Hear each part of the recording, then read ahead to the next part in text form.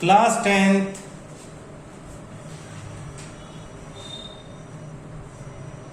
Maths chapter 9 some applications of trigonometry.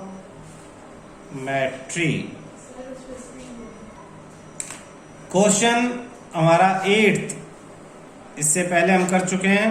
तो question 8th है ए statue. A statue 1.6 meter tall stands on the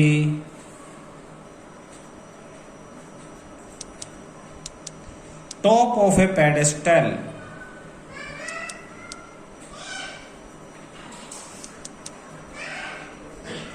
From a point on the ground,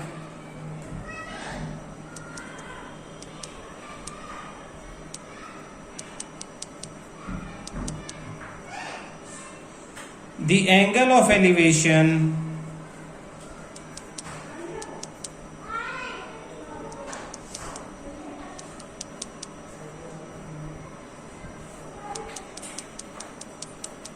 of the top of the statue is 60 degree, and from the same point the angle of elevation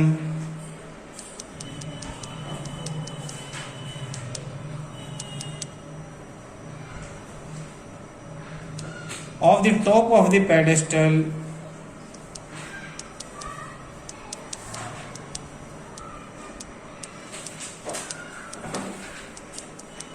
is 45 degree. Find the height of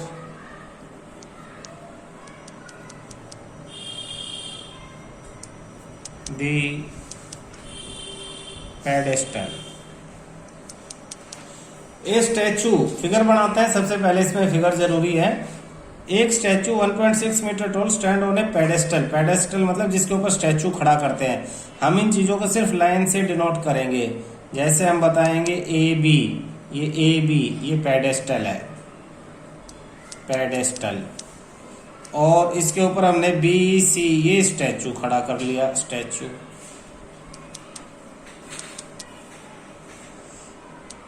statue कितना लंबा है? 1.6 metre tall. From the point on the ground, ये नीचे देखो, ये ground है, ये ground है हमारा, ये पूरा नीचे ग्राउंड है। तो ग्राउंड पे एक पॉइंट ले लेते हैं। एंगल ऑफ एलिवेशन, एलिवेशन ऊपर जाते हुए angle. Top of the statue, statue के भी टॉप पे जा रहा है। ये देखो स्टैचू के टॉप पे गया, ये यहाँ पे इज 60 डिग्री। तो ये 60 डिग्री है हमारा। And from the point the angle of elevation top of the pedestal, pedestal का टॉप यानी यहाँ पे 45 डिग्री है। तो पेडेस्टल के टॉप पे गया तो ये एंगल कितना है आपका? 45 डिग्री। और ये ऊपर गया तो ये एंगल कितना आपका? 60 degree. Find the height of pedestal, pedestal की हाइट पूछी है। देखो कितना खास है, यहां से यहां तक इसकी हाइट दी ही नहीं हुई, सिर्फ इसके ऊपर की हाइट दी है। और हमने क्या किया, मशीन इंस्ट्रूमेंट लगा के देख लिया, और यहां से देखा 60 डिग्री और इसको देखा 45 डिग्री। इस पॉइंट को डी लगा लो, D is a point on the ground. जब हम इस तरह के क्वेश्चन में सॉल्यूशन लिखेंगे तो पहले क्वेश्चन एक्सप्लेन करना पड़ता है। In the figure A B represent the pedestal and BC represent the statue of height 1.6 meter.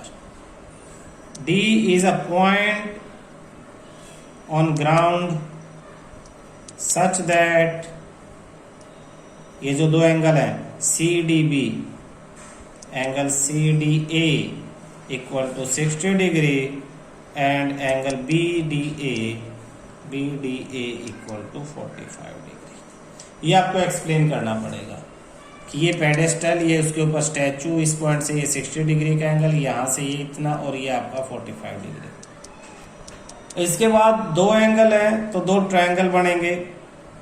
एक ये वाला ट्रायंगल ले लो पहले, छोटे वाला BAD इन right RT, right angle triangle. Right angle मतलब जिसमें एक एंगल 90 डिग्री है। BAD perpendicular upon base tan theta का एक फॉर्मूला है। ये फॉर्मूला आपका tan theta is equal to perpendicular upon base, value रख दो थीटा की जगह 45, tan 45 डिग्री। परपेंडिकुलर यानी AB, बेस यानी AD। tan 45 की वैल्यू आपको याद करनी पड़ेगी टेबल से। tan 45 की वैल्यू होती है 1, तो 1 equal to AB upon AD, cross multiply AD 1 से multiply, AD equal to AB। आपकी ये दोनों सेम है, जितनी ये हाइट पेडेस्टल की उतना ये पॉइंट का डिस्टेंस है। AD is equal to AB, ये फर्स्ट इक्वेशन ले लो। फिर दूसरा ट्रायंगल लो, इन ट्रायंगल CAD, इसमें भी same perpendicular upon base, tan theta is equal to perpendicular CA upon base AD। तो tan थीटा की जगह लेंगे हम 45, इसमें 60 डिग्री, बड़े वाला ट्रायंगल है तो 60, और CA की जगह लेंगे CB प्लस में AB अपॉन AD। AD की जगह मैं ले लूंगा AD इक्वल टू AB, तो AD की जगह AB ले लिया मैंने। अब जिन जिन की वैल्यू पता डाल दो, tan 60 की वैल्यू √3 होती है, CB की वैल्यू 1.6 दे रखी है, AB की वैल्यू हमें मालूम ही नहीं है तो इसे x लेट कर लो, let AB equal to x metre, ये height of pedestal, upon AB x। अब क्रॉस मल्टीप्लाई करके x की वैल्यू निकालनी है आपको।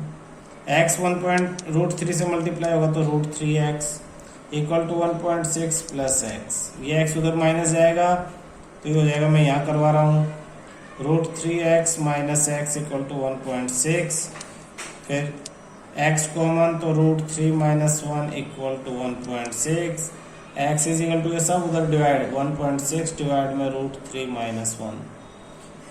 ऑन रैशनलाइजिंग,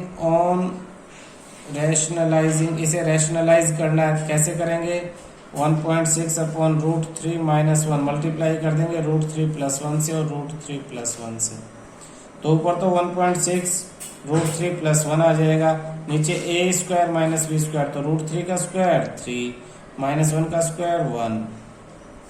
यहाँ कर रहा हूँ x equal to 1.6 into √3 plus 1 और नीचे 2 से 1.6 कैंसिल 0.8, तो x is equal to 0.8 bracket में √3 प्लस 1 मीटर। ये है आपका हाइट ऑफ पेडेस्टल, यही आपका आंसर है। इससे ज़्यादा सोल्व करने की ज़रूरत इसे जनरली नहीं है। हमने क्या किया देखो, 3 माइनस 1 ये 2 आया था, ऊपर 1.6 था, 2 से इसे कैंसिल 0.8 आ गया और यहीं छोड़ दिया है। एनसीईआरटी में यहीं छोड़ने के लिए कहा है। अगर आपको आगे सोल्व करना, √3 की वैल्यू रखो, 1 को प्लस करो, 0.8 को उससे मल्टीप्लाई करो, आपका फाइनल आंसर आ जाएगा।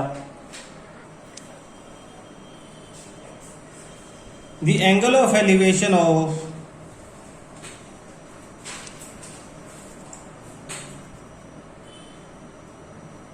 the angle of elevation of the top of a building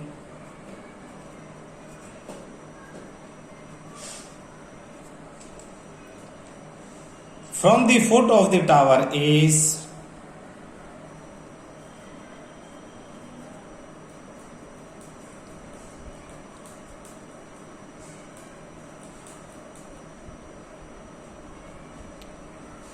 30 degree and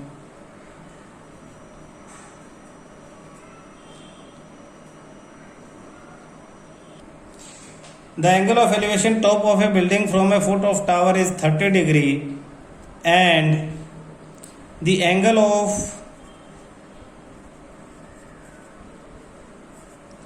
elevation of the top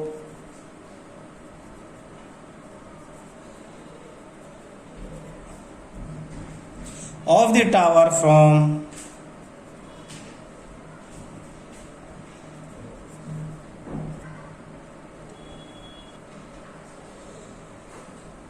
the top of tower from the foot of the building is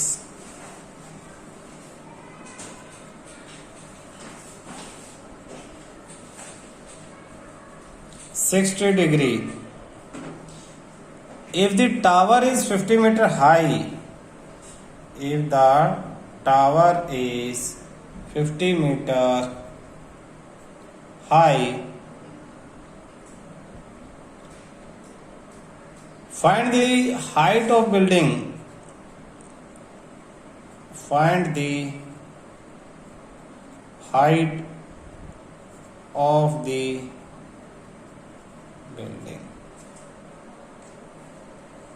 Angle of elevation, top of building from the foot of the tower. तो एक building आपके पास एक tower है, ये building होगी suppose. देखो बेटा इसमें है ना दो चीजें हैं, एक बिल्डिंग आपके पास और एक टावर है। आपको ये ग्राउंड पे दोनों चीजें बनानी है, एक बिल्डिंग बनानी है और एक टावर बनानी है। टावर हमेशा बिल्डिंग से ऊंची होगी,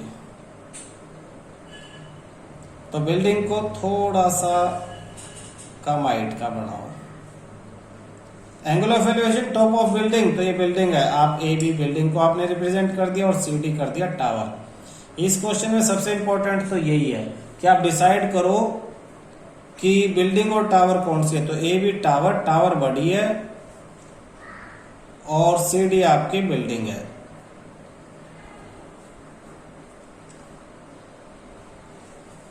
अब इसने कहा tower is 50 metre, tower 50 metre है और बिल्डिंग की हाइट पूछ ली है सीडी। और एंगल कहां से कहां दिए, एंगल ऑफ एलिवेशन, एलिवेशन नीचे से ऊपर देखते हुए, of the top of building, building के टॉप पे, कहां से, from the foot of tower, tower के फुट से। तो टावर के फुट से जब कोई ऊपर देखेगा बिल्डिंग के टॉप पे, तो देखेगा कि जो एंगल बना वो बना आपका 30 डिग्री। तो यहां पे लिखोगे आप 30 degree. And angle of elevation top of the tower from foot of building, और जब बिल्डिंग की फुट से वो देखेगा तो एंगल बनेगा उसे के लिए 60 डिग्री।